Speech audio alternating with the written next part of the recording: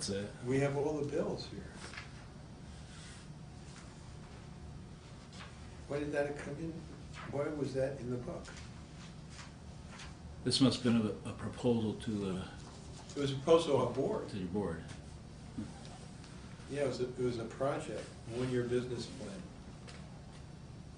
5 total year total revenue, $510,000. Huh. So, All right, you ready to begin? yes. All right. Well, Tom DeRosa of That's correct. Creation Studies Institute. Mhm. It's appreciate you taking this time with us. I would like to just ask you what the origins are, the first parties in the whole Dragon's Den project, how they got to know each other. If you could just go over that. Dragon's Den was a name that we conceived of, CSI, when we were looking in terms of a new venture.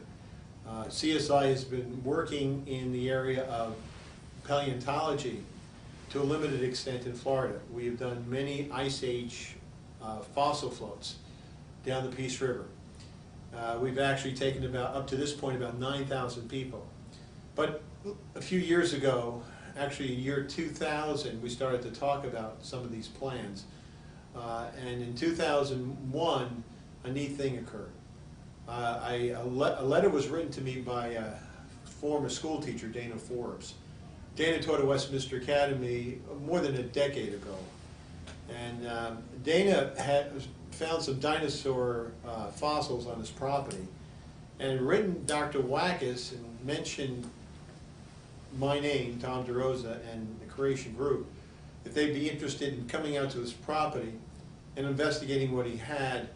And he was thinking of doing tours, and he was looking in terms of seeing if he can get into the Christian schools. In the meantime, we had just done a conference. The year 2000, we planned for 2001. In January, we had a conference, Dragons, Dinosaurs, and the Stars, in which 1,000 people attended, and Joe Taylor was one of our speakers.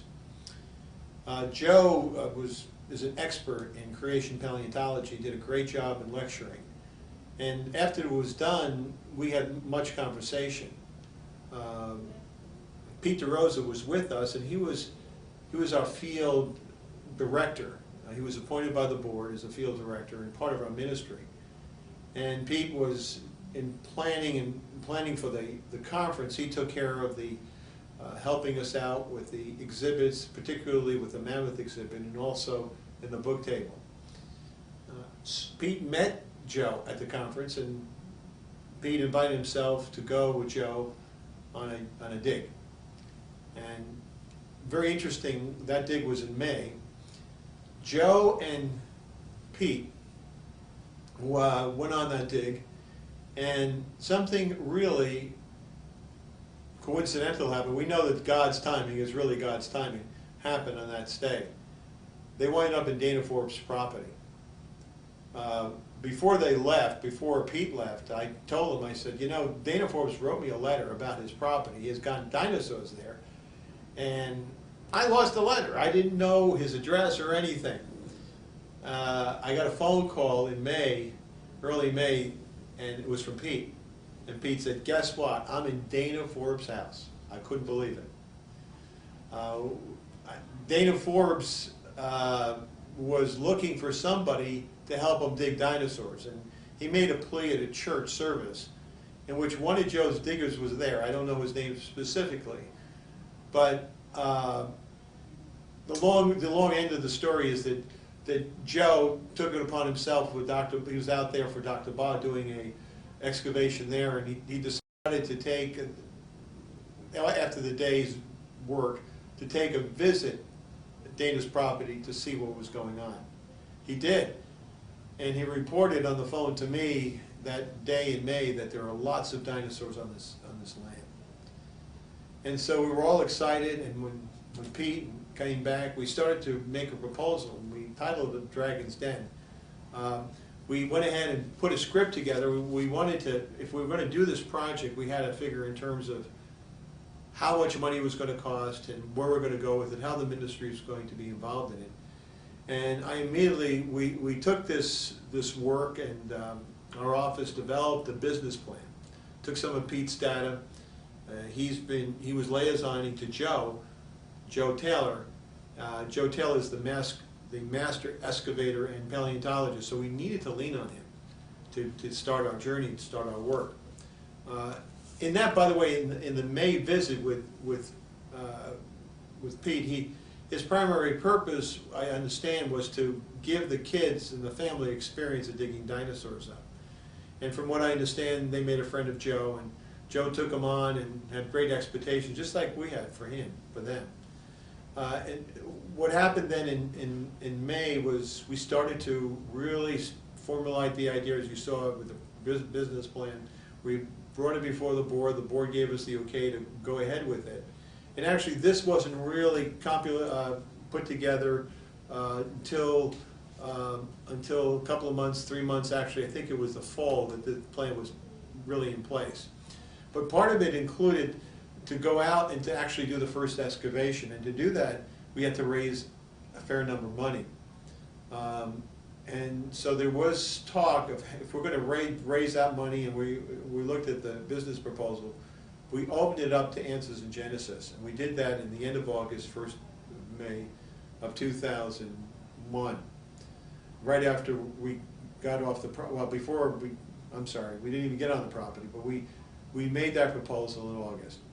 We planned a trip then for the end of September for a dig, and that was the dig at which the Allosaurus was. Some of the bones were already located by Dana Forbes, and he had pointed out that this was a site that we needed to look at. Dana, of course, was the property owner who wanted us on the property, so he was really getting into this kind of dinosaur hunting, and he had isolated some parts, and Joe, when he went out there, said, this is a good site. And from my understanding, they agreed that this could be the Allosaurus site or something to that effect. I found this out later, by the way. So we went ahead and arranged a trip. Pete was working for us, and Pete had a credit card at that time that he was using for all his expenses.